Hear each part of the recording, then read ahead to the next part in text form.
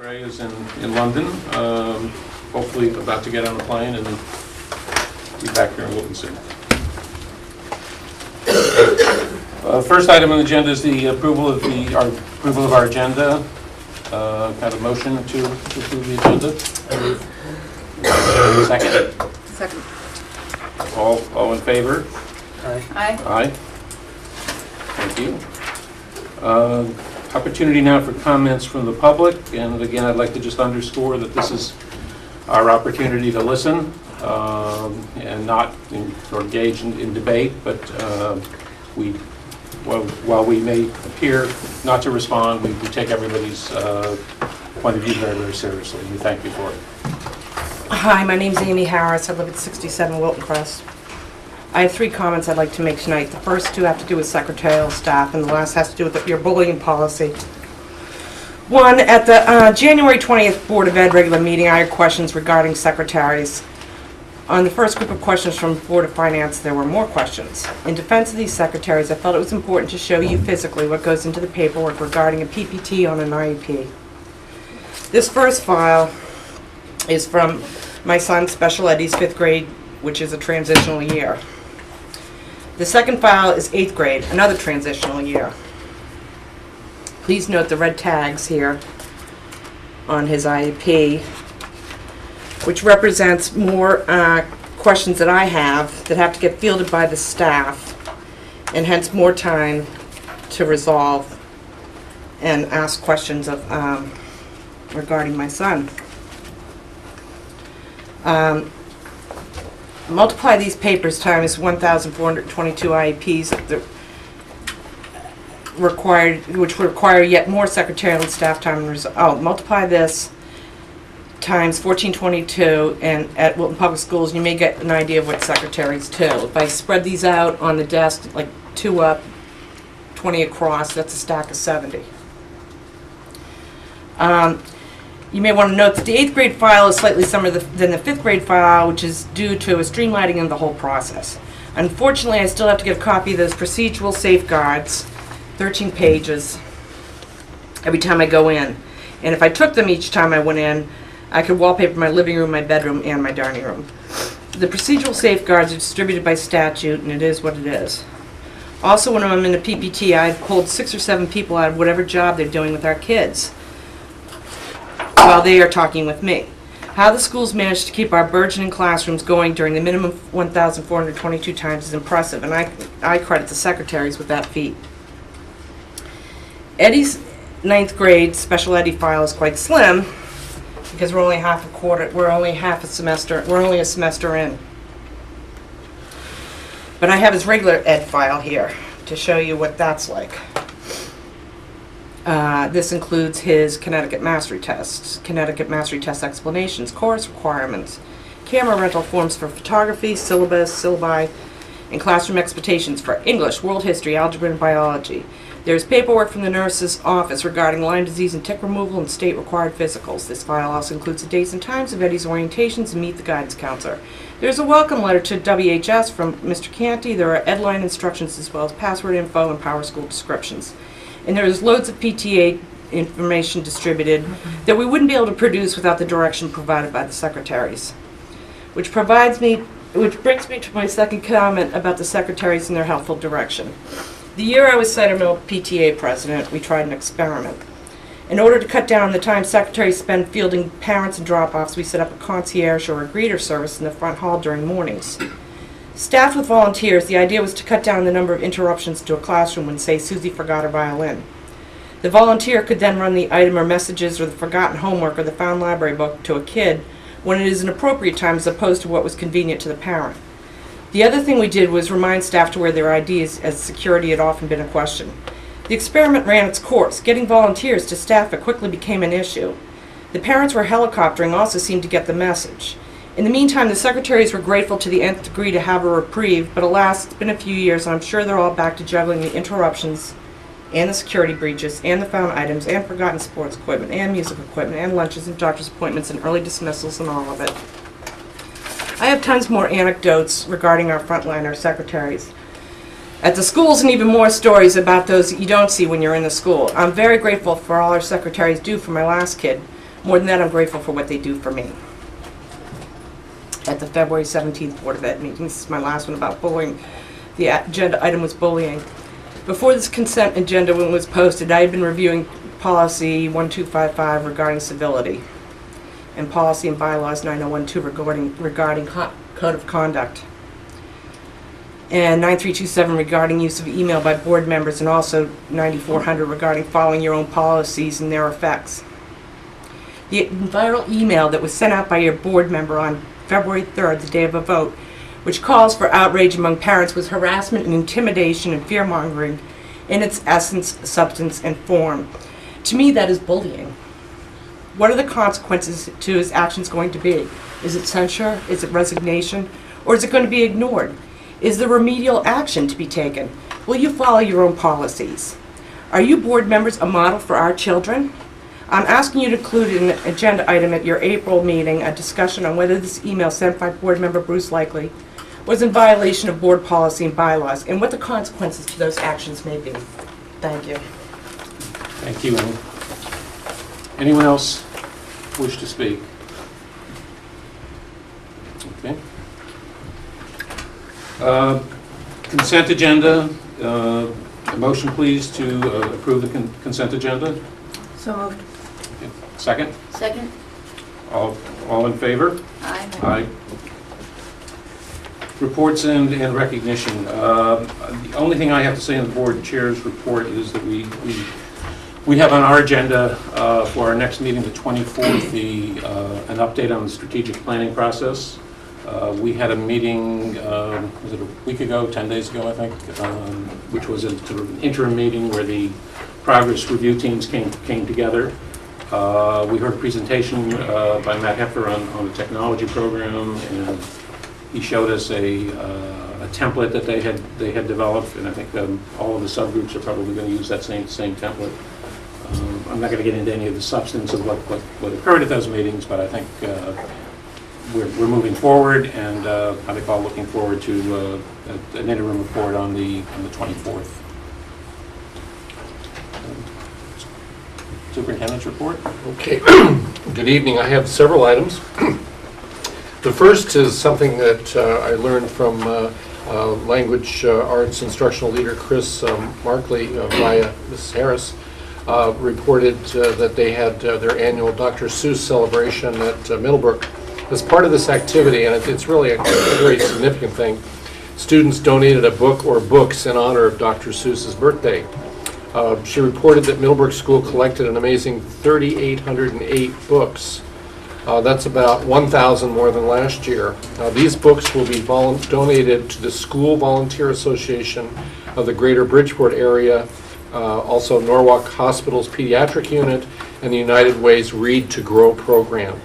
The volunteers and staff in those organizations will see to it that the books reach the hands of children who will be delighted to own them. And it's hard for a lot of us to imagine what it must be like not to have a book that you own.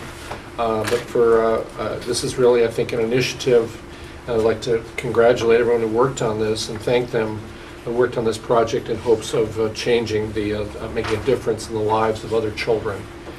A second item is at the other end of the age spectrum. I hate to say I'm more on this end. Is something I'm happy to report that the Wilton schools will be helping raise money to furnish parts of the Wilton Senior Center at Comstock. As you know, there's been some refurbishment of some of the rooms used by senior citizens in their programming, and I'm pleased to say that our K-8 students at Miller Driscoll, Cider Mill, and Middlebrook will be doing an event called Caps for Comstock, K-8. Kids will make a donation and get to wear hats in school that day. This is, according to the principals, this is a great treat since normally they can't wear hats during school. And Cider Mill, Jenny reports, is doing theirs on April 1st. Their student body government group will be making posters to let kids know about the things that their donation will help us buy. And one of the things that they've asked for is we're trying to raise money to buy some bookcases for them, and we're trying to raise some money to do some window coverings to really spruce up those rooms and make them feel more comfortable and less institutional for the seniors who are going to be engaged in a variety of activities. So that's really exciting. High school, Tim is going to mobilize the high school machine to raise some funding to help out as well. And we're confident that we can, and I think it's another way, and it's part, well, we'll be talking about this, but it's part of our outreach to the community. And I think it's so important for children and the schools to support seniors who've been there for us for so many years. Third item is each year at this time we have a report on the status of our National Merit Scholarship Competition. We recently learned that 25 Wilton High School seniors received recognition as commended scholars. Commended students are named on the basis of a nationally applied selection index score that may vary from year to year, but is below the level required for semifinalist and ultimately finalist status. They're very close some years, and they're just sometimes a question or two away from qualifying as finalists, semifinalists. Although they don't continue in the competition, some students do become candidates for special scholarships sponsored by corporations and businesses. And I'm pleased to announce this year's commended students are, I apologize if I mispronounce any name, I didn't have time to get the help on this from the high school principal. Benjamin Augenbraun, Julianne Basurto, Emma Bendix, Julia Broach, Justin Cross, Sylvia Cunningham, Christopher Den, Alessandra DiCorato, Jonathan Dorfman, David Forsay, Patricia Fox, Alexis Galliard, Everett Ives, Isabel Jimenez, Paul Juhas, Leanne Knapp, Stephanie Lash, Timothy Latimer, Jessica Lempet, Robert Ludwig, Benjamin Marchi, is it Markey, right? I beg your pardon. Alexander Marshall, Jack Forsheimer, Brandon Ray, Matthew Reyes Gueradun, to be attending Colgate University. Catherine No, you don't get to do that. and Cesare Roginski. So we really applaud these young people. I'm also extremely proud to announce and pleased to announce that all nine of the Wilton High School seniors who were named semifinalists have moved into finalist status. To become a finalist, they have to submit a detailed scholarship application that includes evidence of academic record of very high performance, endorsement by the Mr. Canty, SAT scores that confirm their earlier qualifying score on the PSAT, a self-descriptive essay, and evidence of student participation and leadership in the school and community. These students are eligible for scholarship recognition, which is awarded in the spring. I think I made a mistake. I made a mistake. In my notes, for any of you have it should say are eligible, I believe, for national merit recognition. This year's finalists are Brian G. Caswell, Patrick T. Connolly, Annie J. Diamond, Maxence, is it Gillis? Or Gilles. Sorry, Maxence. Gilles. I should know that. I took French. Andrew, my aunt has a green pen. No reflection on Colgate. Keep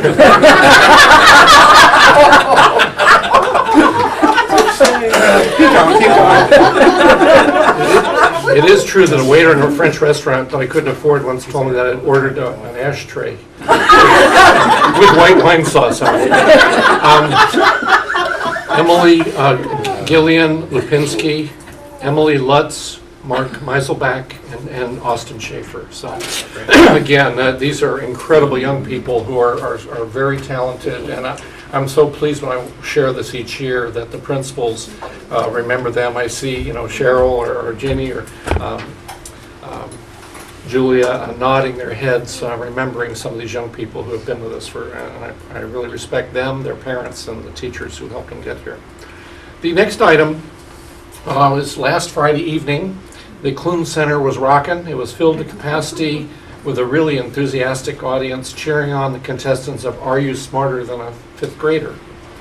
Miller Driscoll kindergarten teacher Sal Jaimo did a wonderful job as Master of Ceremonies, and we thank the brave adult participants, Cider Mill instructional leader Kevin Meehan, Wilton High Student Body President Jackie Saltarelli, Executive Director of the Wilton Public Library, Kathy Leeds, and Wilton alumnus John Cora winner, and head coach of our boys varsity lacrosse team, John Wiseman.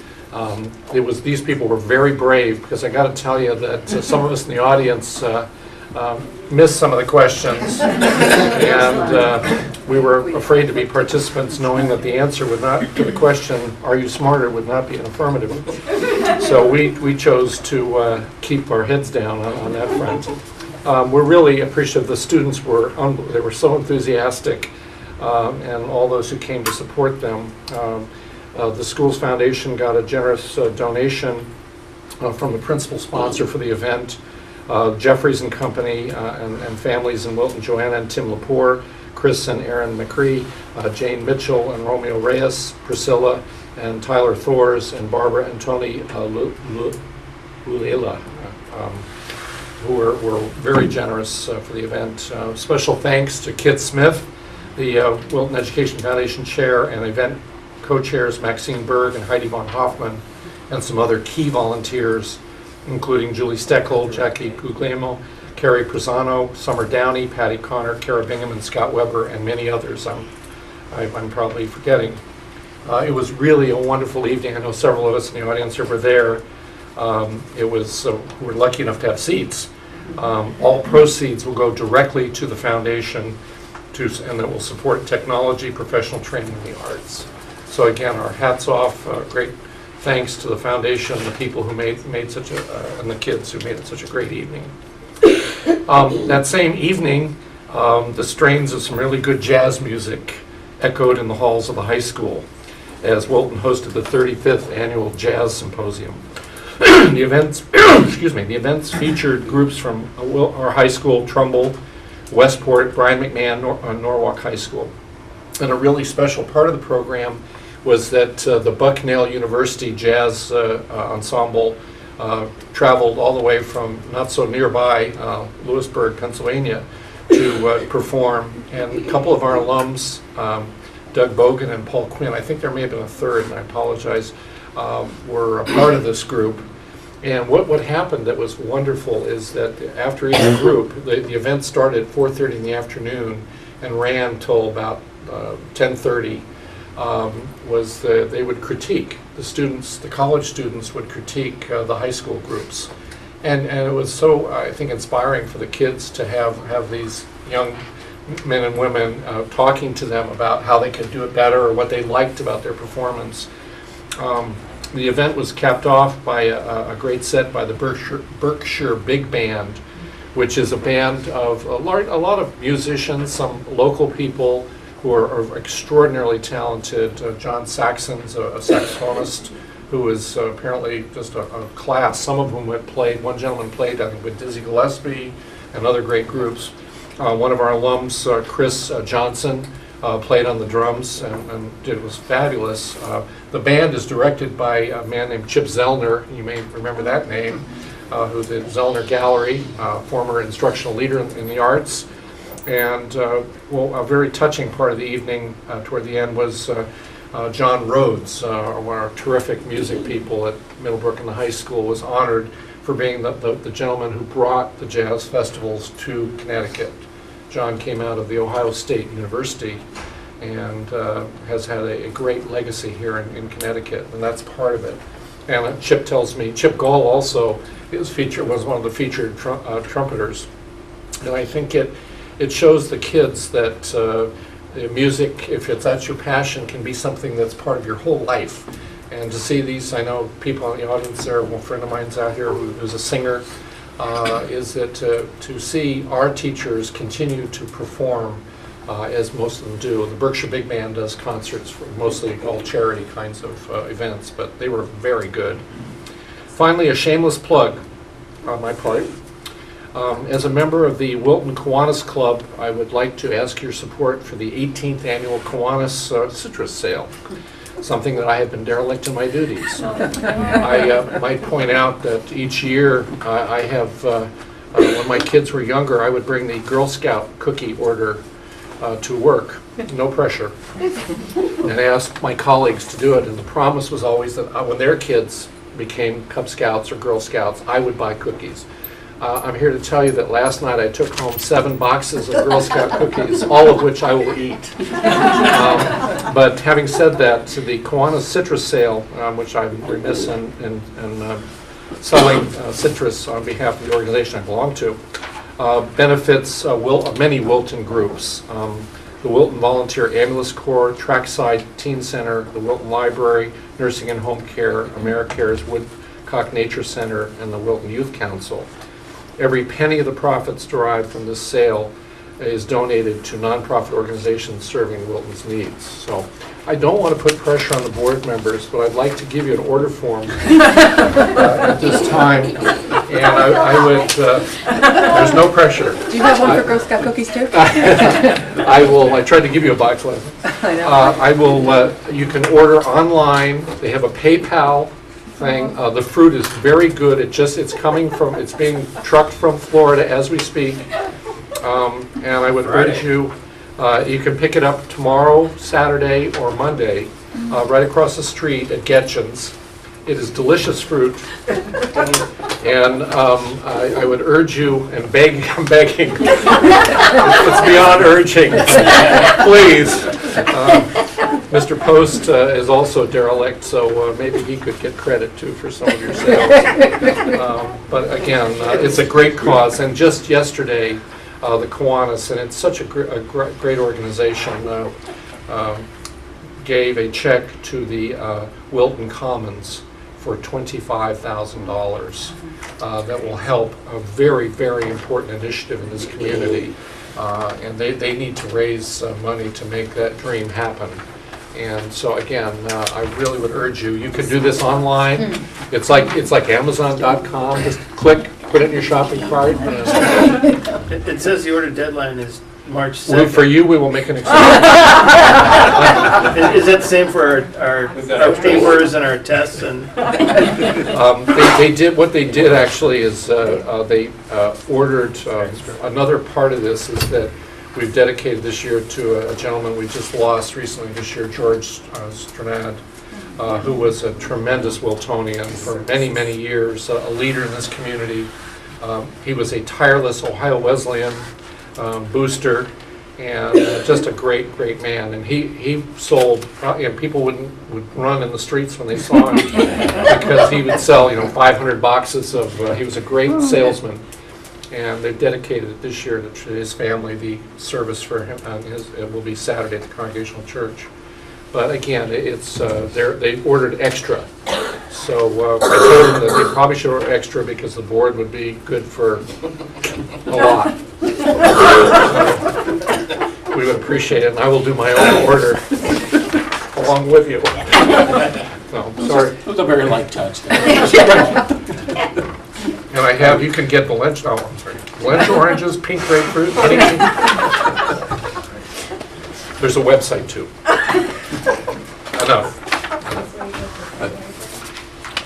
That's your report? I have more. Is there another pitch? that was 3 reports, Gary. No, I would just like to say on behalf of the board, our congratulations to the 25 National Merit Commended students, the 9 finalists, and a deep sense of gratitude to WEF for their work as well. Thank you. Committee reports. Anyone? I have one. What? Start. Okay. PTA. It's I had that last week, and I must tell you, I remain impressed beyond words. These are the hardest working people in town. The meetings are very well run, but they do go on because there is so much to report on that these people have done, and my great admiration to every single one of them. And anyone who thinks the PTA speaks with one voice has not been at a meeting. Many voices, many voices, and I wanted to say that it is my privilege in strategic planning to sit on the Middlebrook committee, and so I had a particular pleasure in the Are You Smarter Than a Fifth Grader in seeing those kids. They were awesome, each one of them. And of course the answer is no, none of us are smarter than they are, but also their enthusiasm, and they were so proud of being little academic stars. It was quite inspiring. Good. Gary, just to tag on to one item in your report, there's going to be a grand opening of the Senior Center on March 22nd at 5 p.m. And somewhere I have a phone number that you're supposed to What's the date? RSVP. March 22nd at 5:30 p.m. And the other thing that I will report on is last night we had the closeout meeting or the final building committee meeting for the high school renovation. What we did is we put our collective heads together and came up with about 3 pages of lessons learned, and we are going to pass that on to the Council on Public Facilities and the Board of Selectmen, things that we thought went particularly well on this project or things that could be improved on another project. And I am pleased to report, give you the financial details. We have a surplus of $485,071 on this project that we will be returning to the town. Yeah, that's Reluctantly. what? Reluctantly. Yes, reluctantly. We They would could have prefer to paid for use it for bathrooms, bathrooms or but paving or all sorts of stuff. Now, I would just like to thank Karen and Bruce for their leadership on that committee. I tend Oh, Bruce Hampson, I'm sorry, Jim was also. No, and Jim is a member of the Jim. committee as well. yeah.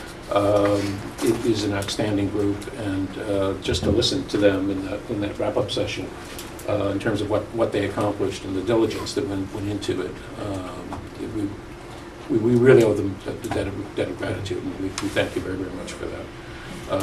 I might point out that actually not only did we finish with a surplus, we were on time. On time? And actually bids came in dramatically under original estimates as well. So this was a project that I think was well managed from beginning to end. Yeah, I mean, the original estimate was $20,300,000, and we came in at $16,589,423.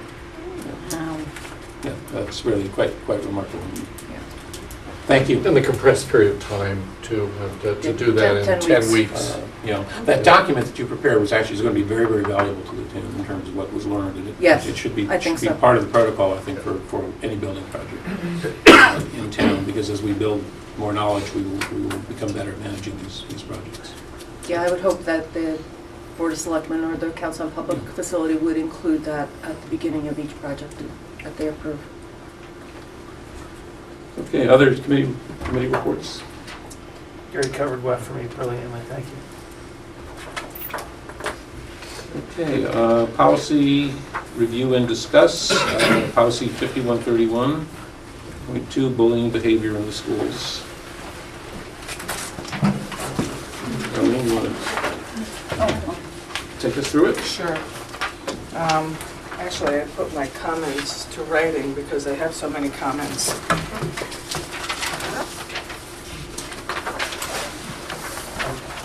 Just 2 pages? That's it.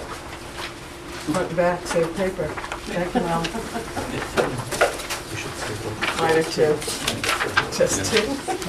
Well, we got a stack of like 20 pages. I know, actually, it's from the last meeting. Got one already. This is all the same? You can take the extra. No, I gave the principals. I'll take the extras. I didn't know. Okay. Okay, well, we got to do one, yeah. Yeah, I'll take them at the end. I just want to take us back to the February 17th board meeting where we brought a draft of the revised changes to policy 5131.2, bullying behavior in the schools. And at that time, I told the board that the Board of Ed had approved our policy in March of 2009. And since March 2009, minor changes were made to the Connecticut General State Statute, Section 10-222D, Policy on Bullying Behavior in Schools. The current draft that we presented was a reflection of what the changes are in the policy.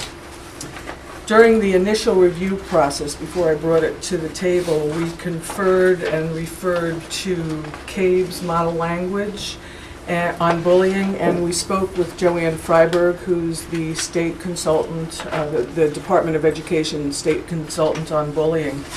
I told you at that time that in our conversation with Joanne, we learned frighteningly that in all probability, the state statute will have dramatic changes within the year, and we will probably have to rewrite our policy. She had advised us at that time not to spend a lot of time on revising the policy, not to do a thorough rewrite, because we probably would have to come back to the table within the year. She recommended that the policy that we bring reflect the changes in the statute. At the board meeting, some changes were suggested by board members. I think I captured all of them. One was changing or having some change to the definition of bullying. Replace during the school year with within 12 months. Add the word frighten or scare. Put specific consequences into the policy and regulations, and tighten up language by changing the word may to will or would, and the word shall to will or would. At the end of the discussion, the board directed me to get some advice from legal counsel on the suggested changes, and that's what this two-page document reflects. Changing the definition of bullying. I did have lengthy conversation with counsel on all of the suggestions, and here are the responses. The Connecticut General Assembly has defined bullying for Connecticut school systems, and if we alter their definition, we will be inconsistent with state statute and out of compliance with state law. So that was the response to changing the definition, the bullying definition. Replacing during the school year with within 12 months, and that has come up before. The response is changing the time frame of bullying will put us out of compliance with the state statute and would be expanding the Board of Ed's liability. This would put greater responsibility on the Board of Ed, and the Board of Ed would be at risk of being negligent per se. Adding the word frighten or scare to the definition. If we replace the word ridicule, because I think that was what we heard, replace ridicule with frighten or scare, we again would put the district out of compliance with the state statute, because the definition of bullying would not cover the same conduct as listed in the statute. If we're just going to add frighten or scare, instead of taking ridicule out, but add to the definition, we would be putting greater responsibility on the Board of Ed, therefore expanding the board's liability. In addition, the terms frighten or scare are much broader than the other terms used to describe bullying, and it may not be logical to add that concept to the definition. The statute, and I think this piece is very important, the statutory definition of bullying refers to the intent to ridicule, harass, humiliate, or intimidate the other student, all of which terms suggest a power imbalance. By contrast, the concept of frightening or scaring another student is different, and to be sure, if one student frightens another with the intent to ridicule, harass, humiliate, or intimidate, then bullying would occur. However, seeking to frighten or scare another student may just be horseplay, and the Board of Ed should be cautious about expanding the definition beyond recognition. I think we addressed that at the table that night. Putting specific consequences into the policy and regulations, we should not put specific consequences into the policy or regs, because bullying manifests itself differently at each grade level. To apply the same consequences across grades K through 12 is not appropriate. Additionally, if we have a first offense, second offense, or third offense prescribed, it would tie the administration's hands For example, if a student committed an especially egregious offense for the first time, it would not allow, if we had the consequences first, second, and third offenses, it would not allow administrators to go directly to consequence for the third offense. Let's say the third offense is a 5-day suspension. And tighten up language by putting may to will and would and shall to will and would.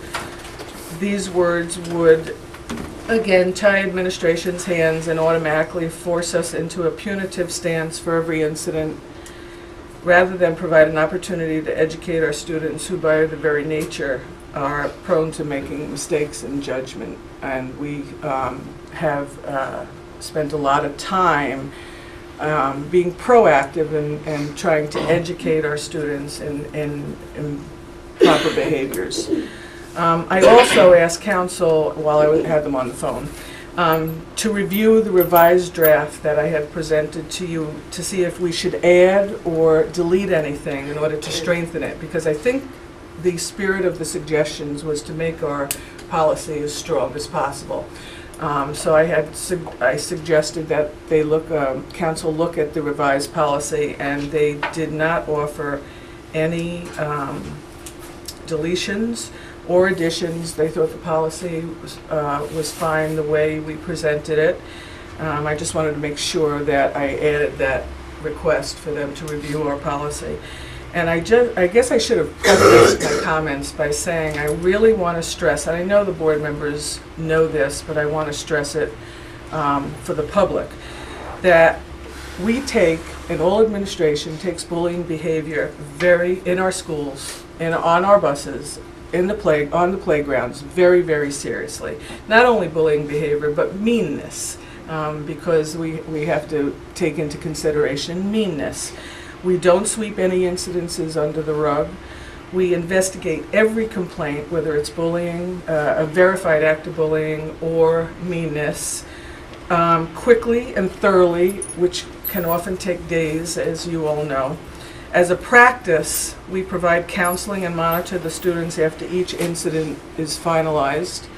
And that includes counseling for the parents, which is a step beyond what other school systems do. And when I say counseling, it's our in-house counseling staff. We address this issue with our students throughout the K through 12 curriculum every year. The education includes what I like to call the 3 Bs: bullied, bully, or bystander. And the bystander piece is the most difficult, because in a child's mind, an adolescent's mind, if you intervene, you're being a tattletale. And we try very, very hard by telling them that it's more courageous to tell an adult than it is to sit back and watch some person be bullied or teased. And for the past 3 years, we've brought in outside consultants, including consultants on cyberbullying, which has escalated the whole bullying issue.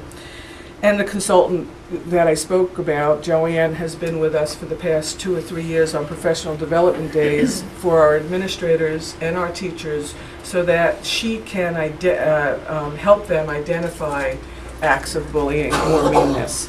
And in reflecting on our school, on our work on school climate, and Gary spoke to this in December, our administrative team found evidence of a significant amount of time and attention that we've spent trying to help students realize the importance of respecting one another and acting accordingly.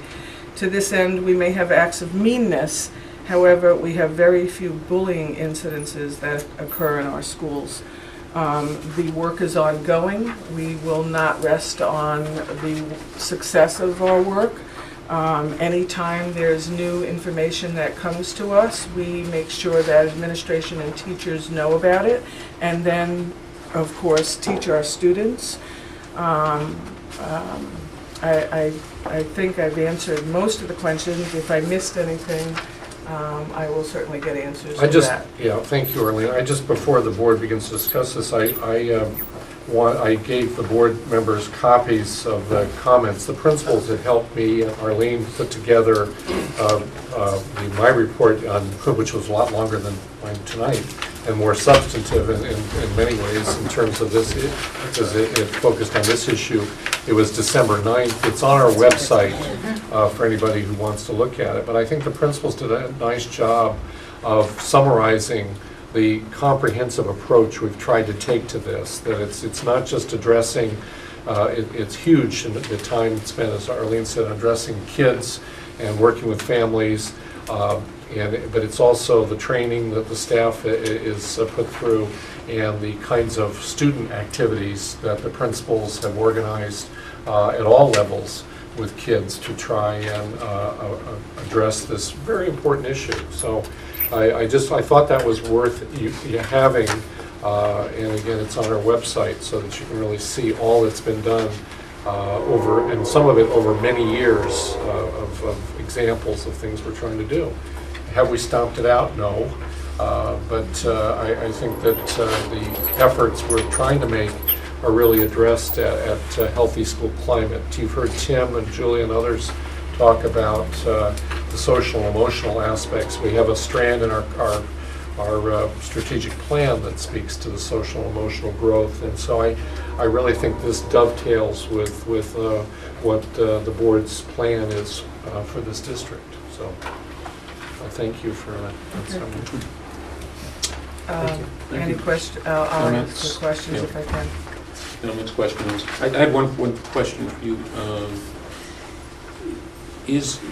Joanne Freiberg indicated that it's going to be quote-unquote dramatic changes That's in her the policy fear. coming within the next year. Did you get any sense as to what the direction those changes would take? And Here's it would be very burdensome to administration. It could, in fact, talk about monitoring behavior 24/7, which is really onerous. Will monitor, not shall. Sorry. And also, there's something came down today from CAPS. And CABE as well. And I didn't see the CAB. CABE. It came from CAPS, Yeah. which is the Superintendents Organization. They have gotten some information about this new policy, and there are 3 parts that are very prescriptive, and they're asking us to speak to our legislators about not putting these in the policy. One being appointing a school climate officer. I haven't read the entire thing. Putting in timelines. There was a third, I'm really not sure about the third. I'll share it with you, but it is very onerous, and they're creating a whole layer of additional bureaucratic kinds of structures for this. And I think, our arguments with the conversations, and some of us met with legislators last week, is to help them get a sense of all of the different things, all the unfunded mandates that they're laying on us that are extraordinarily time-consuming. Now, this is an extremely important issue, but to create and to do all, one size fits all, to create this layer of bureaucracy and of procedures, we feel is really unnecessary, and it's a feel-good kind of a thing where people think they're in their hearts they think they're doing the right thing, but they're creating, in our view, unnecessary bureaucracy and a heck of a lot more reporting requirements, in addition to what we already have. So I've got to look at exactly what the committee bill looks like, and I'll share that with the board. But it's not a good picture, and I think the fear that we have from Joanne Freiberg is that they're going to extend, the legislature could conceivably extend schools' responsibilities far beyond school day or school activities. And that's really, that's not going to be helpful to us. It's going to create liability and incredible burdens on schools that are already struggling under a lot of other mandates that they're instituted. I guess I have a question. This reads from the lawyers as though we're following the letter of the statute and all. respects. Philosophically then, if we're not going to vary from statute, why even have a policy? Why not just say we follow statute? Because the statute is the definition, and it tells us what we should have in place in our schools, and we have to really have a guideline for our administration. And it gives us the basis for the regulations that we implement to make sure the board's policy is being carried out. But I don't see where what we're doing in this policy is any different than what's being laid out in statute. And maybe I'm missing something. Well, I think there's a lot of, I'm sorry. I'm not, I was going to say, I'm not sure that the statute develops as fully as we do the policy, and I think it defined, it really is a source of definition. So I think if the problem becomes when we start changing that definition. Yeah, I don't see us really defining much action in our policy relative to that definition, other than we won't tolerate it. Well, the thing about that, I think, is the discipline policy, the suspension expulsion policy. There are 4 different provisions in that policy that address the issue of bullying in the regs under the section standards governing suspension and expulsion. C1, threatening in any manner, including orally and writing, via electronic communication, a member of the school community, including teacher, member of the administration, any other employee or fellow student. That's 1. A second is use of physical force against another person which is not reasonably necessary for self-defense. Number 16, violation of any other board policy, rule, agreement, or directive dealing with student conduct, including standards of conduct in the student handbooks, because in addition to a policy, we also have, each of the schools have very specific, and you've probably seen it with your kids, language in their student handbook. So this gives some muscle to the handbook language, including conduct on school buses and use of school district equipment. And then finally, the most recent addition was bullying in 2009. Bullying is defined by Board of Ed policy 5131.2. So it's kind of nice to have that reference back to the policy, even though, as you said, it's a statute. It fleshes it out, I think. I had a couple questions, but a question that I didn't have last time I'd like to ask first. And I see here on the policy, second paragraph, number 8, require each school within the district to maintain a list of the number of verified acts of bullying in such school and make such a list available to the public for inspection. Right. Okay. Where is that list? Each of the school offices have it. I could give you a copy of the logs we got from the schools. I would find that helpful. I don't know if any other board I'd be happy members to Sure. make sure you get that so you can see. And then it continues and says, within available appropriations, report such number to the Department of Education annually Right. in a manner such as prescribed by the Commissioner of Education, whatever that means. Did we get a report of this last year? Did the board? No, we didn't. We didn't give you one. We are required to report 2. That's one of the, I think there are 52 different reports that we have to respond to each year, and that was one of them. Well, since this seems to be a topic that's popular amongst us as well in the town, Yeah, we you would can get definitely that. like to see that. You can do that. We'd send you last year's log. Yeah, they're done. We compile it. Understood. Okay. Understood. Getting back on your comments, now that I lost them. I have plenty. Yeah, I send have me plenty those. of copies right there. You want one? I should have it there somewhere. To Bruce's point, I mean, I guess I understand 1, 2, 3 that we're kind of hiding behind the general statutes, which I guess is fine. That can't be disputed, but certainly the reason I brought up number 4 and number 5 was to put some process and procedures in place that are very loose today. And the intent, especially on 5, was just that, to tie the hands and make sure something was done. Because shall is a very loose word, will is a word. So to send a message out to the students and the population that we do take this seriously and we will do something, not shall something. So I disagree with 5. I think shall is the imperative. If I remember my grammar Yeah, correctly, is it is. the imperative It is. that is a strong, is structure It's a stronger than will. Will is predictive. It didn't say this in here. It says response, the words will and would tie the administrator's hands. I think, And from my experience, will is a much stronger word than shall. I have a problem with that concept, be the word will or shall. I think if you make it too prescribed, you fall into unintended consequences. And I think that there needs to be some flexibility to allow, in this, to allow a little bit of wiggle room, a little bit of margin for error. Because I think if the, as you were saying, if you have somebody who has a first offense that is That's particularly something I'm going to talk egregious. about afterwards, so don't. Okay, you know. but it could result in a situation where you have very harsh penalties for minor infractions of rules.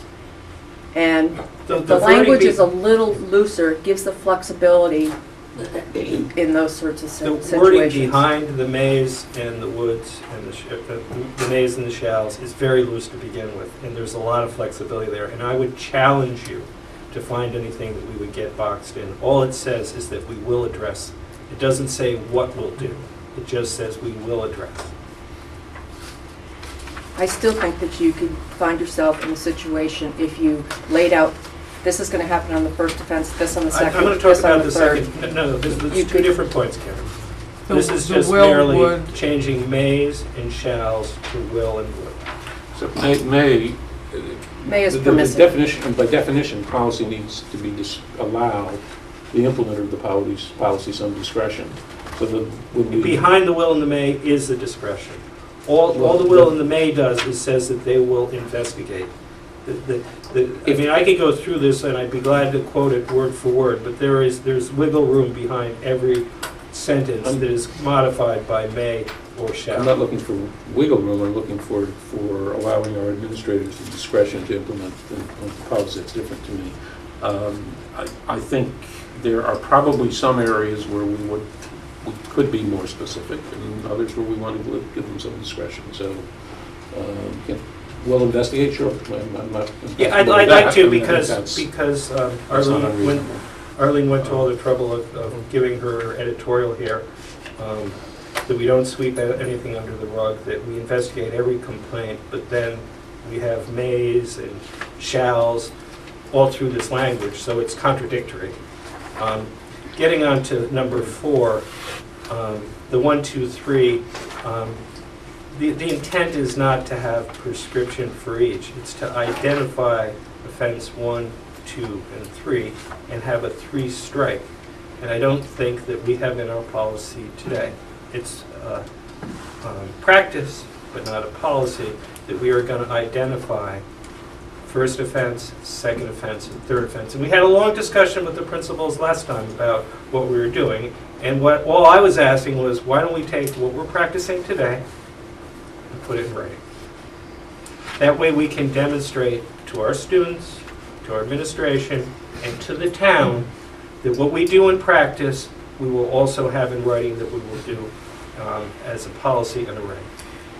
Having worked in a district that had a legend like that, we used to call it a behavior lesson, a legend with consequences. We had a first offense, second offense, third offense for every type of infraction that. I'm not suggesting that. I Okay. think if you roll back the conversation that we had last time, we basically said in the first offense, it's a conversation with the offender.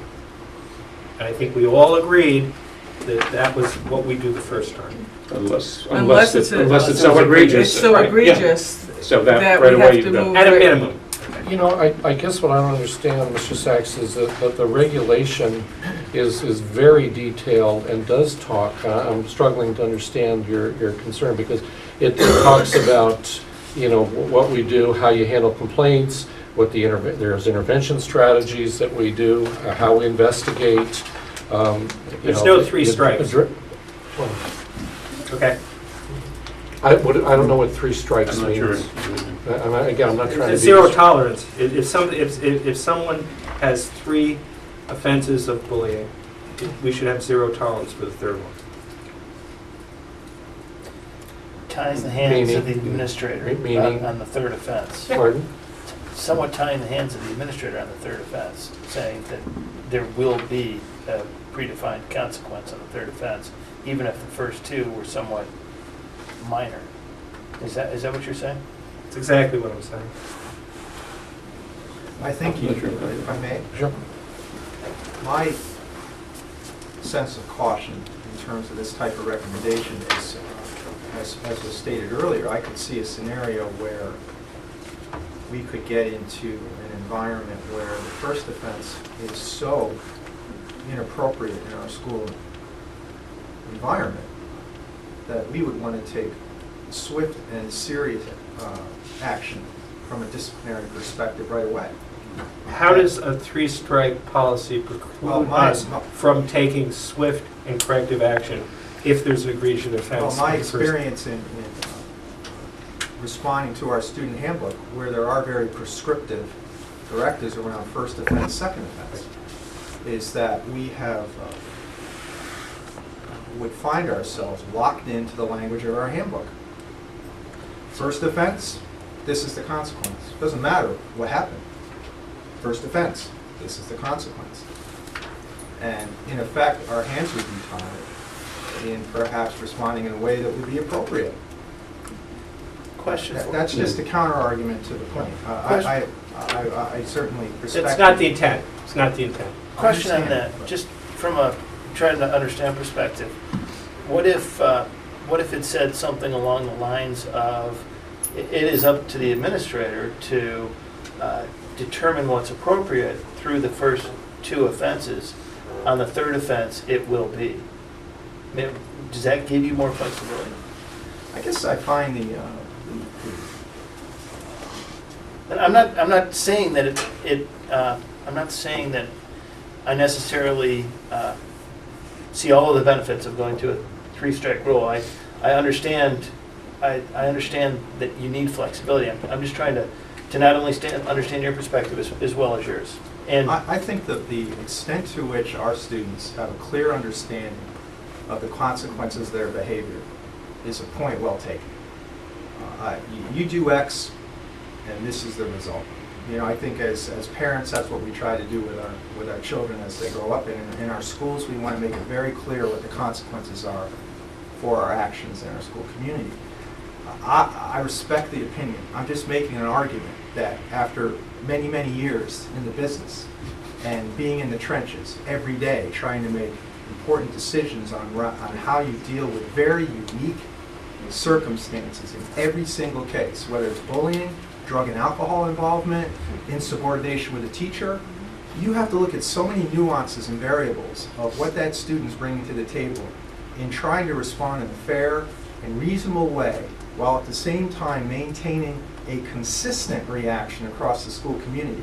That the only reaction I have to the comment is you would be tying our hands. And you just have to recognize, and we would certainly respect the board's view on this and implement the recommendation. But I'm just throwing out a red flag warning on this as a conceptual foundation for our work. When we spoke about this last time, I think you reminded the board that we never get to that situation. So what I'm suggesting is if and when we ever do, we have a prescribed method of dealing with it. As I think several of the principals said last time, that we never even have a two-time.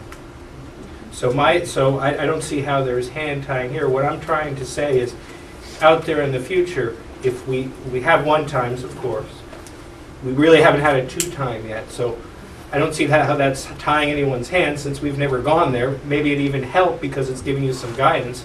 And if there's a three-time, you'll have guidance on that. It will also help as a directive, and it has to do not only with this, but as you said, with insubordination, with drugs and everything else. First time, everybody makes a mistake. Second time, if somebody knows there's consequences to that second time, they may think twice. And they will certainly think twice if the third time is a very severe consequence. That's my point. I don't mean to be repetitive, but I just want to make the point again, that there are times where you need to go to third offense right away. And you have, this is not restricting you from If it. there's language that would support that effort. Yeah. The minute you add language of that sort, it seems to me, you've Right, walked you- away from the logic of a three-step process. So just a mathematical, analytical mind analyzing that proposition.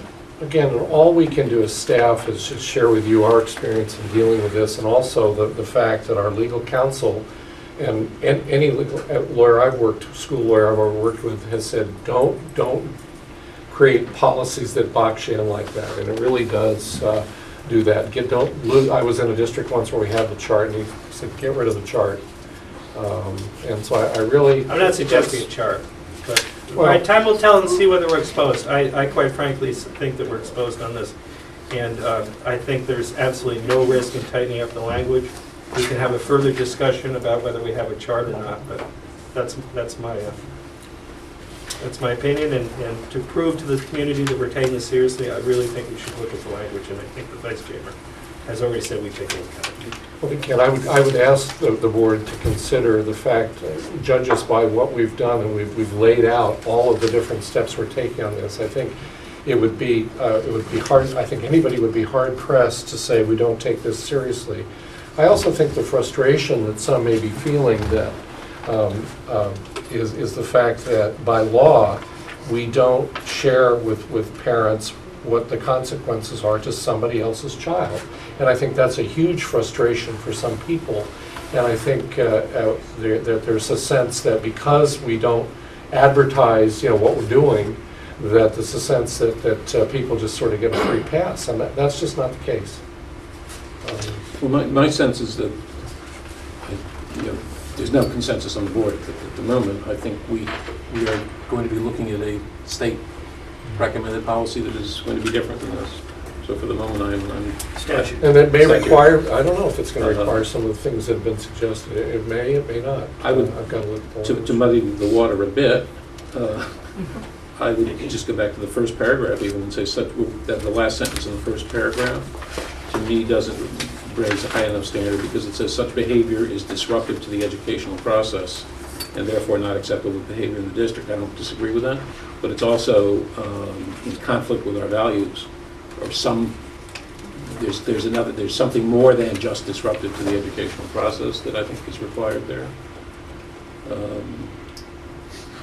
Disrupt is, as you may know, that is a legal. That's legal. Yeah, I it's a legal understand standard. why that's there, and that's tinker. But you think it's incomplete? You think it's I incomplete? think it's incomplete. I think that what we're really saying it is whatever term we want to use, offensive to our values, in conflict with what we believe about human relations. I mean, not any language there that I think gives it a broader platform on which to declare that it's unacceptable and that we prohibit it. Play around with that.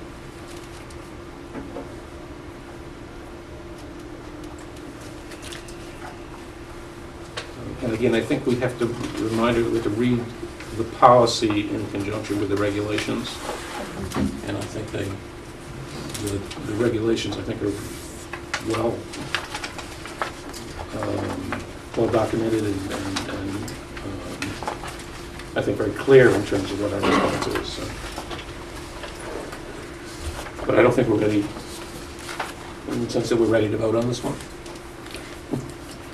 I don't think we were going to vote tonight. I was just Okay. just bring the answers back from legal counsel. How soon does the state expect to have a? She didn't say, but I was surprised by the email that we received from CAP, so I'm not sure when they're going to have this done. They say next year. Yeah, and I think there were multiple bills. People are lining up to try and put forward individual bills on this issue. It's very politically a hot issue right now. The President had a summit today at the White House on the topic. And again, I think what's disturbing is that politicians are sometimes using language that, in fact, there was a statement that came out of the White House that I thought was added to some of the challenge we're facing. When it talked about, the President was saying, far too many adults have turned a blind eye and just chalk up this behavior to kids being kids. And I think one of the frustrations I think many of us have in this business is that the news media sometimes will have a story, or politicians will have a story, and it sounds great, and it becomes kind of the mantra that everybody keeps using, and that we're all painted by the same brush. And have there been incidences around the country where you've seen bad behavior, horrible behavior? Yes, but I'm never sure when I hear this story about when nobody ever did anything. I find that inconsistent with the way I've worked, and most people I know have worked in schools with this very tough issue and very important issue. Marilyn, we will hear from you again on this. I guess I need some clarification Okay. on what, other than adding some kind of language to that first paragraph, putting in will and would in areas where shall is throughout the, That's my suggestion, but I don't think we've come to consensus with that. I Yeah. Can also can like you to- ask legal counsel which one is the imperative? okay, sure. Maybe For that'll- May too. May definitely. Well, May is May discretionary. is- May is clearly permissive. discretionary. Right, so And I'm asking for design- May to go to either will or would. And I would be, depending on the situation, I would have to read exactly each sentence that related to, because there are, to me, clear points where we want to be discretionary, and it is to our benefit, and to the children's benefit that we have that discretion. So I don't want to preempt that. We'll talk about it next time. Imperative? Imperative. Anything else? Okay.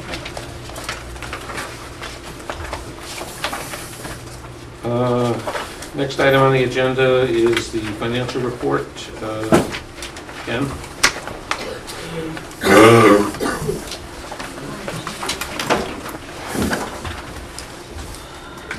Good evening.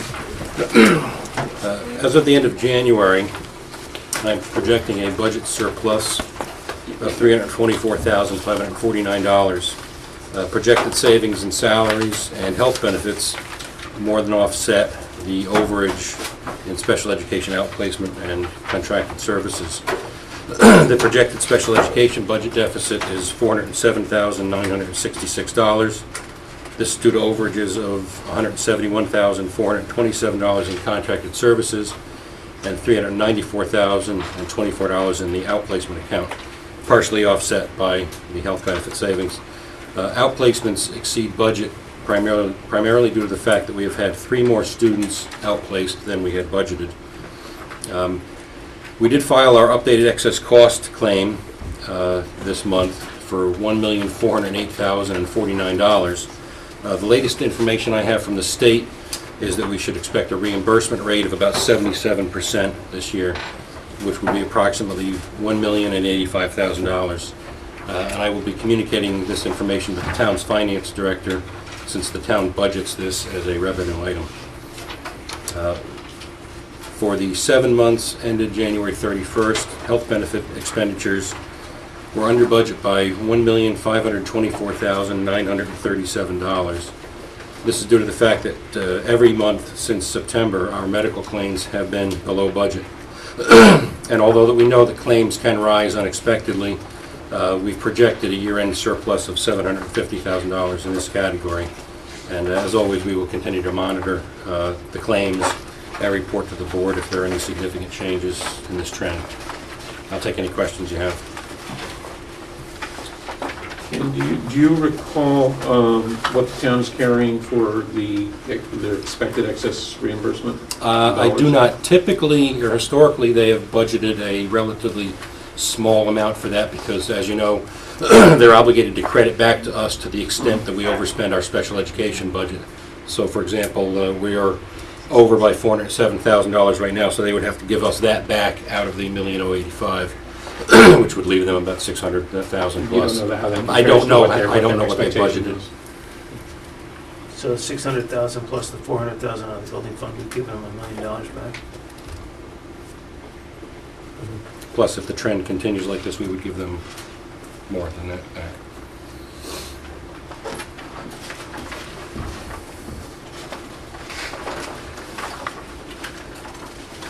I don't have any questions.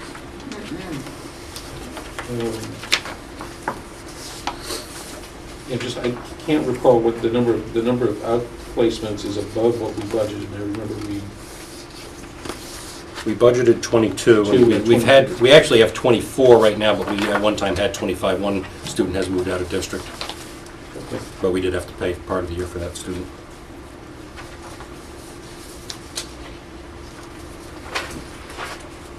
I don't have any other questions. Stacy? Absolutely. I wrote all my stuff. Thank you. And you'll be reporting to the Board of Finance at their next... Whenever I'm invited to, I will. What? Whenever I'm invited to, I will. They always enjoy seeing it. Yeah. We're like kids. When you have good news. Okay, the next action items, long-range capital bonding plan, to discuss and approve. Ken, you want to, or Gary, you want to take us through this? We, the board may remember that we met with the Board of Selectmen back on the February 16th, and we talked about projects that we had put into our plan at that time. What we had done, we had at the time $200,000 we'd put in for design work, continuing design work on the Miller Driscoll building project. We had and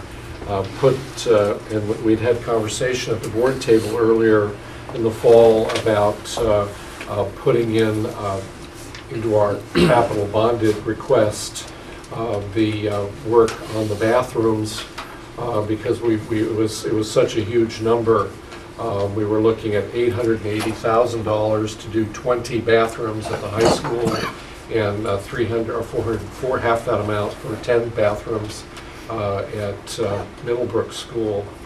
And those are big projects. You get into ADA work and so on. So the sense of the board at the time was to see about putting this into raising it to the level of a bonded project. Because of the fact that our history has been with our capital and non-recurring, that projects keep getting deferred. We felt that it was, the board had felt that it was a time to really try to take advantage of the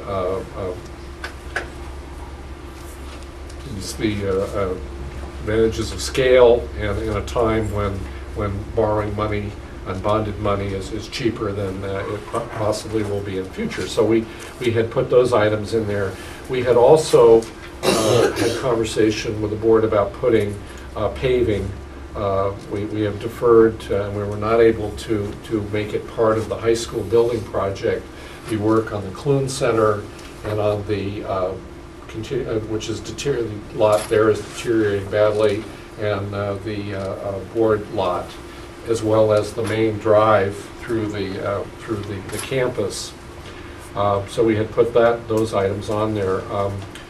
We had difficult conversation with the selectmen. I think the sense that they had was that these items, some of them they felt had needed to wait their turn on the bonded plan.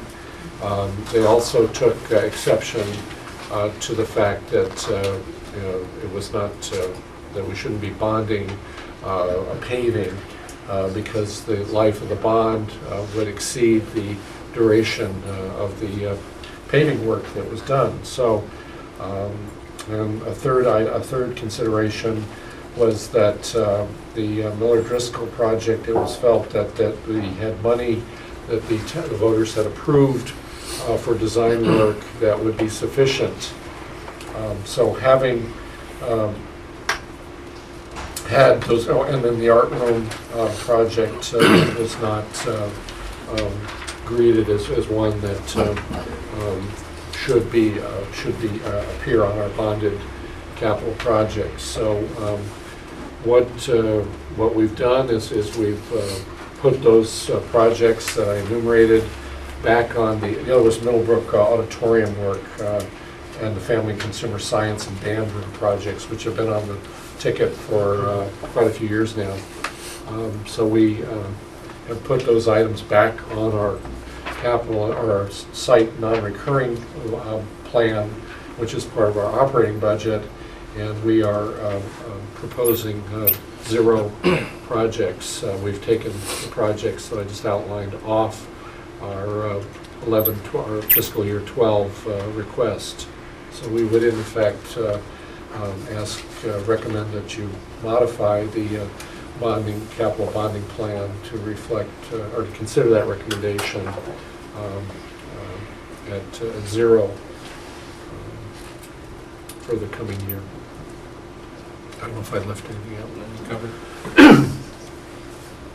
I have questions on the out years. Are there 2 oil tanks at Miller and Driscoll? Correct. Okay, One on so each that's school. why it's Yeah. twice the cost. And on the high school project, we received approximately $100,000 in rebates because we were installing energy-efficient equipment. Is there any opportunity here, either with the window replacement at Miller Driscoll or the chillers at Middlebrook, to seek those sorts of rebates again? Correct. Probably. Essentially anything that we would submit on, we would run by the utility to see what rebates are available. So yes, probably on the window replacement at Miller and Driscoll it would happen, and certainly on the chillers there are rebates available right now. Whether they remain to be available down the road, we don't know. Will they be available? We don't know. We don't know. And we are seeking those. We would seek them with everything that we do. Yeah, we would submit it to the utility and see what's available, or to the state. I think the other thing I find on the out years that was requested that we look at the life expectancy of each of the tanks and to try to spread those across a number of years rather than try to address it all in 1 year. And I don't know where that, but I think Sean has looked carefully at and the placement of the. Yeah, it's in here by age. You know what I mean? As to when it would actually be done. It's broke out over a few years. Essentially, the tanks were installed over 4 years. So they're going to reach 20 years. At 20 years, we're required to monitor them. So we have been monitoring them. How old are couple they? of them the last couple of years. How old are they now? Couple of the oldest one will become 20 years in 2012. Are we are monitoring? We have been Are we monitoring. monitoring all of them at this point? Yes. Oh yes. They're all been monitored. Yeah. But the state law requires when it hits 20 years that it's monitored every year. There's a tightness test and a protection test done. So we're required to do that, and we've been doing that on the tanks for the last number of years. We do a tightness test. What's the cost of monitoring? It's about $1,000 a tank a year, and it depends on the test. Okay. And what are the tolerances that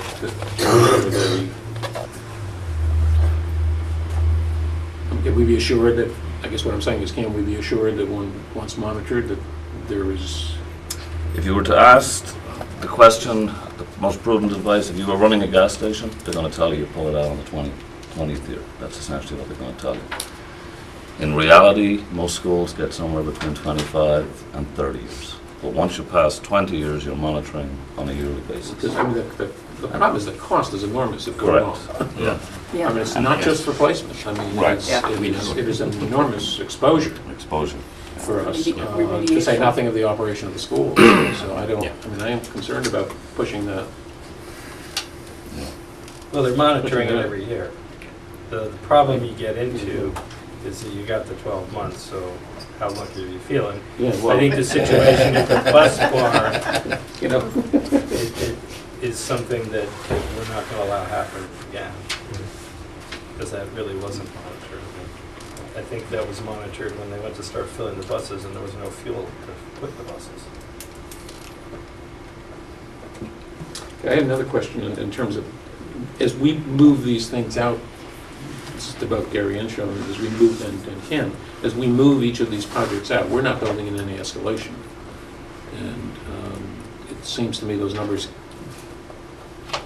are getting further and further from reality. Yeah, well, the business move out on the chart. You may recall, I actually objected unsuccessfully with putting numbers there, and we put them I understand, but as a placeholder at time, because they do fluctuate, and the difficulty is, as you know, once you put a number out, it becomes the number, and so the Miller-Driscoll numbers may or may not, as you said, reflect reality. But the reality is, as we push these projects out, A, they become more expensive, B, we may be moving into a more, or a less competitive environment in terms of bidders. And there's the interest rate environment as well, so there are three considerations here. There are actually four. The remediation could cost more money. And as we the push things remediation, out, right, because and that's true, we- right, but, yes. So it's, I know our reception was cool, to say the least. If I could just pose a question to the board, if it's appropriate now. I got from that meeting, and maybe I took it way too positively, that our ask was rejected, but I thought we were invited to come back with another suggestion, and my feeling was that they were kicking around the edges and really couldn't argue on some of the capital things that we were asking for, in particular bathrooms. Further, Jim Meinhold, I believe, has done some further study, and McCadden paving does have a useful life of 20 years, so in theory it falls within a bonded project. I'm just surprised that we pushed all this stuff out, because I thought we had an invitation to come back. I didn't I came away with the impression that this wasn't the year for Right. any of them. There was a fairly Next year it consistent can be any mantra better, that- Ken. Well, I'm not debating that, I'm just telling you, the message that I heard from the Board of Selectmen was, this is not the year.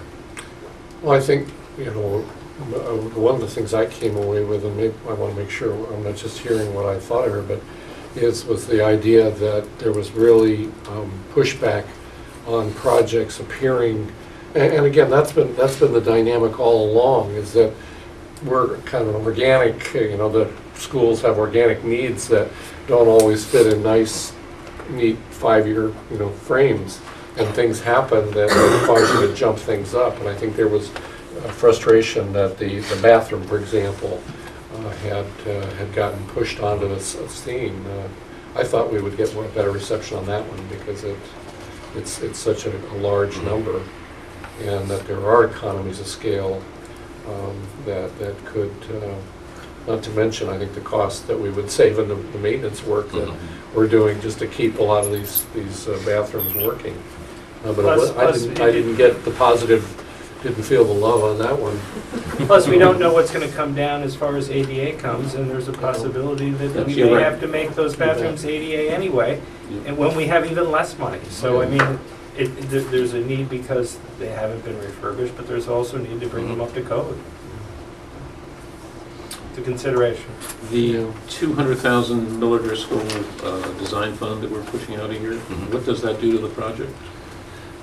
Right now, there's about $20,000 left in the original 150 that was appropriated. There's 250 that was approved by the voters last year for primarily the roof, skylight, and Corton steel siding design. That money still sits there. So the project can continue, yeah. And we've been assured that 270,000 in this climate can get us to schematic drawings.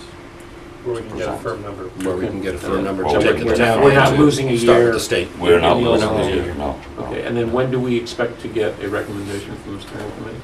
The steering committee meets next on the 17th. You were very happy with that. I was very happy with that date, St. Patrick's Day. That's when it meets. We want to change the And time to 9 in the morning. You feel you make the decisions that day? I'm not sure if the decision's really made that day. That's really given enough to the team for you to say you're willing to meet on St. Patrick's Day. Commitment. Sean, when do you think you will need a part of that 250,000 that was approved by the voters last May. I think that will depend on what the recommendation is and to get through the process. Okay. Do we have, Because we have to follow the process. I think after the Board of Ed, it's the Council on Public Facilities, and then the You've Select. got to decide on what the And we project can't, is first. until the project is the project, I think we can't request any of that funds to be spent. Okay. There's nothing to spend it on until Right. then. No, more my thought was going is if we could transfer money from the excess balance on the high school project to the Miller Driscoll project if it was going to be spent in a relatively short period of time, because there's a time limit according to Sandy Denny's on 2 when years. the 2 years when the money has to be spent, and if you, Right. it looks like you're not going to be spending it within that. To that get us time half a period. roof,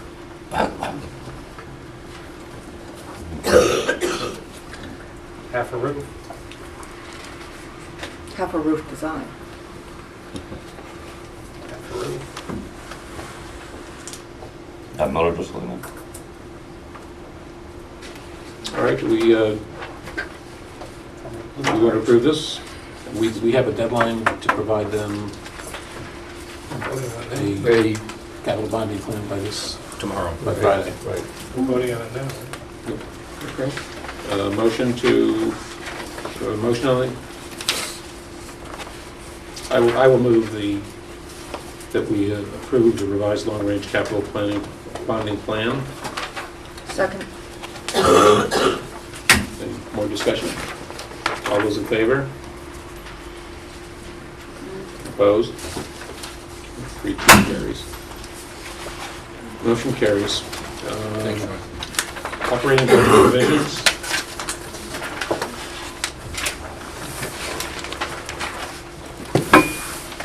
Right, we wanted to bring forward these changes tonight, because again, we have to submit by tomorrow for the public meeting notice.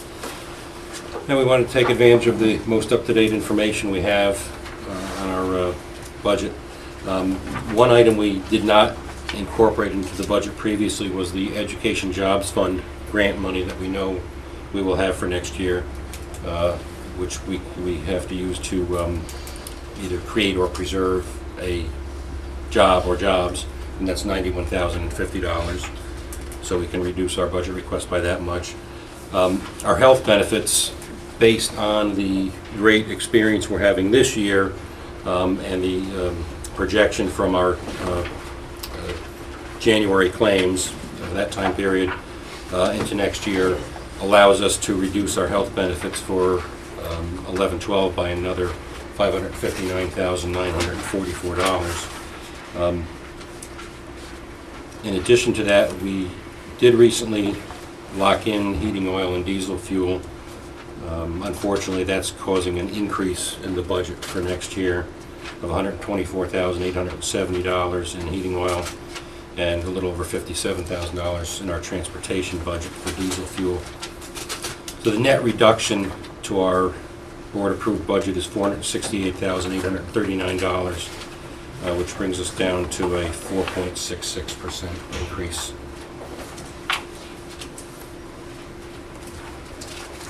Any questions? So basically, we did nothing to reduce the budget. Meaning, Physically, but just head count, talked about pay to play, no, these are items that, just kind of moving money around. factual items. Yeah, we moved money around. Disappointed we didn't take a harder look. I know at least this side of the table would like to introduce the discussion of pay to play again. I think we could introduce a 300, maybe 400,000 worth of revenue, probably bring our increase fairly close to 4%. There was an interesting article in the Wilton Bulletin today by Steve Hudspeth, who we all know, noodles over our numbers quite a bit, and there was a calculation in there that looked at a activity fee for students, and that assumed 60% participation in activities and approximately $200 and something per student, generating $600,000 for non-curricular activities, after school and before school programs. $600,000 is a lot of money. I'm not sitting here saying that we should do it, but I think we ought to talk about it. I think it's not math, it's not science, it's not world language. We ought to ponder it. It's a tough economic climate. I'd suggest that we go around the horn and test the water, see if anybody's changed their mind.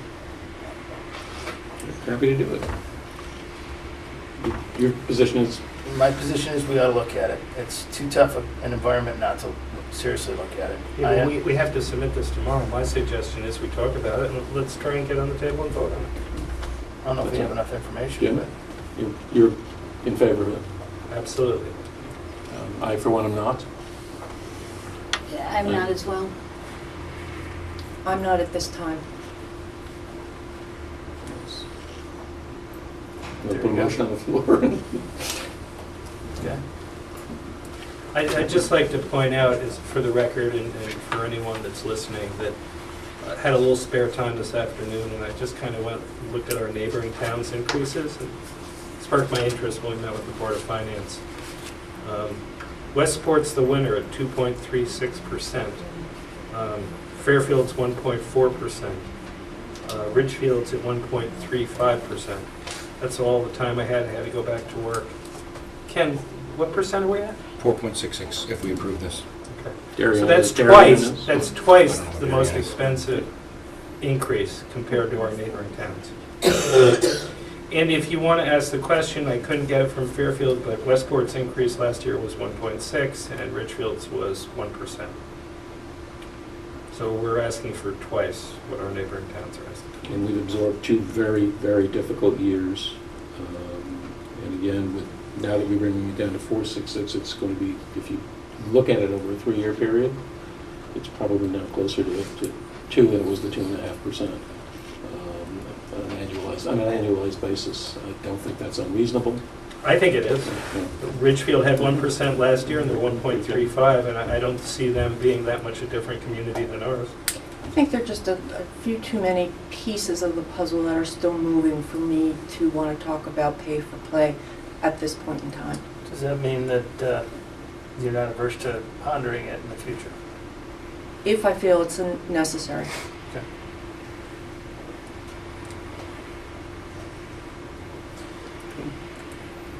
That pay-for-play number would, if it were implemented as an activity fee and generated $600,000 in revenue, would drop our 4.66 to 3.8%, if I've got my numbers right.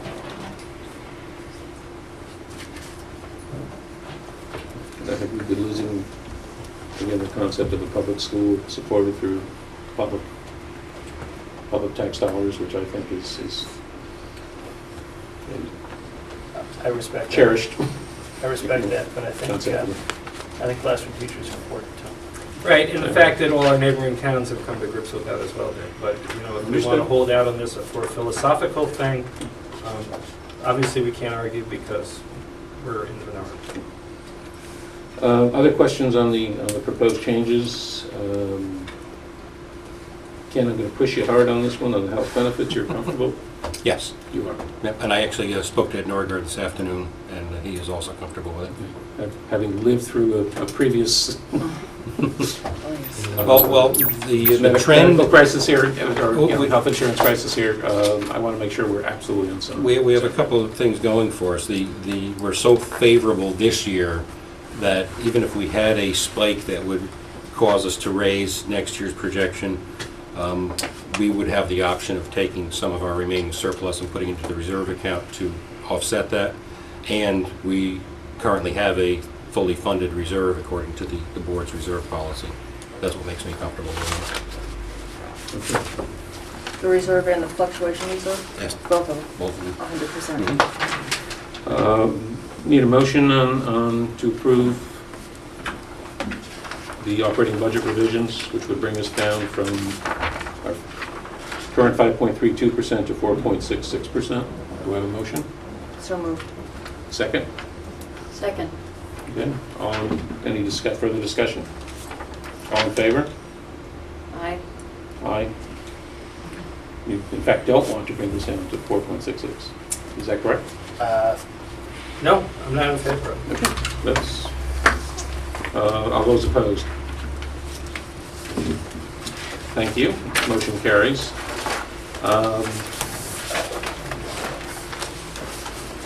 Thanks, Ken. Thank you, Ken. Thank you, Ken. Okay, future business timeline. Our next meeting, we will be looking at the strategic plan, among other things. Anything else that we should know, or adjustments to the timeline? Well, I have a question, but Gil's probably... Add the bullying thing back. Yeah, the bullying thing will be back. We'll be looking at the policy on suspension, expulsion, and removal from class, which is actually, I guess, I Jim's think they position. dovetail Right. with bullying. The February financial report, we just received that, so that's, This was January. This is this was January. January, excuse me, okay. And the Lower Driscoll Steering Committee report is still on that. For now, yeah, we'll see. It depends as what comes out. Well, we will have something to report out because we're meeting on the 17th. Okay. Okay, any other issues related to the timeline? Gary, or Dick, I don't know if you can answer this. Probably a Gil question. For planning, I know we're tied up the 30th and 31st. We got any indication from the Board of Finance yet whether we're going to use any of those days, the 4th, 5th, and 6th? I didn't know. No. Someone asked, maybe we could just ask for planning. Yeah.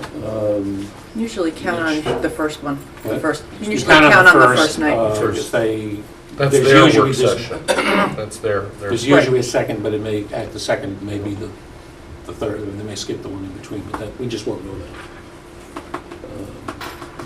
You can count on the first, so that would be, is that the fourth day? April 4th. Yeah, I think that's a definite. Okay, good. The question is whether they're resolved at that evening or not, and then they may come back for the resolutions, the individual resolutions, which are just mechanical.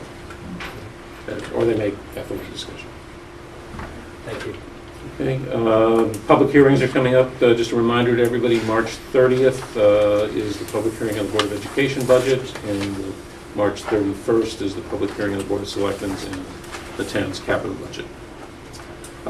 Any comments from the public? Yeah, I'd like to ask a question.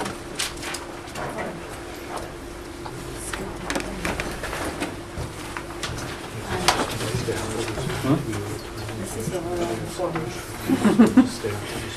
Carolina Corrigan. I live 7 Ground Pine Road, and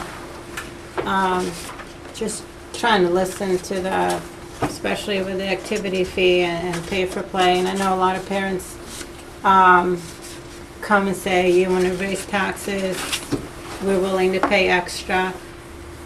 Well, what I don't see is that there's no even discussion here of why we can't have an activity fee. If we would raise that amount of money to keep a teacher, paraprofessional, staff development day, training. Like, if you're gonna vote through the budget and we're still gonna have to pay through taxes and still not get, I don't see why this cannot be a discussion. And I'm sure a lot of parents would agree with that. We're not here I know. to comment. I'm just stating it. If you, Thank it's, you. either way, we're gonna have to pay more. It's either way, if they raise taxes, we still have to pay that extra. So, yeah, thank you. Thank you.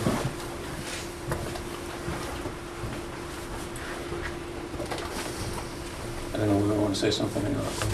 Probably not. Have order fees for uniform. Anyone, any other public comment? Thank you. Motion to adjourn? Motion. Second. All in favor? Gary, I already ordered mine online. Thank you. Thank you very much. Okay. What do you want? We're gonna